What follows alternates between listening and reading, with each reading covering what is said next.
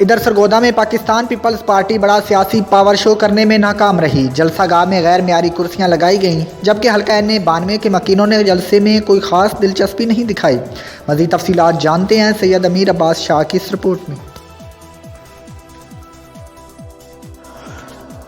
گزشتہ روز Pakistan Peoples party نے سرگودا میں سیاسی طاقت کا مظاہرہ کیا۔ اس موقع پر بلاول بھٹو زرداری نے سیال شریف میں جیالوں سے خطاب کیا اور جیالوں کا لہو گرمانے کی اچھی کوشش کی۔ اس سلسلے میں پاکستان پیپلز پارٹی کے جلسے کے لیے 60 فٹ لمبا اور 40 فٹ چوڑا اور 20 فٹ اونچا سٹیج تیار کیا گیا، جبکہ پنڈال میں پنجاب بھر سے آنے والے جیالوں کے بیٹھنے کے لیے کم از کم 5000 اور زیادہ سے زیادہ 10,000 کے قریب کرسیاں لگائی گئی، جس سے حلقہ N92 میں پاکستان پیپلز پارٹی کی کمزور ترین پوزیشن کا اندازہ لگایا جا سکتا ہے۔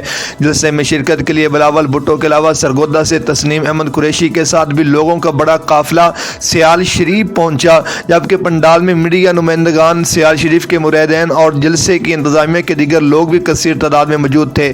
اب حلقہ N92 سے کتنے لوگوں نے جلسے میں شرکت کی، اس بات کا اندازہ آپ لوگ خود ہی لگا لیجئے۔ بہرحال اس سلسلے میں سیکورٹی کے سخت اقدامات کیے گئے۔ ذرائع کے مطابق مختلف فورسز کے 570 اہلکار حفاظتی اقدامات پر مامور تھے۔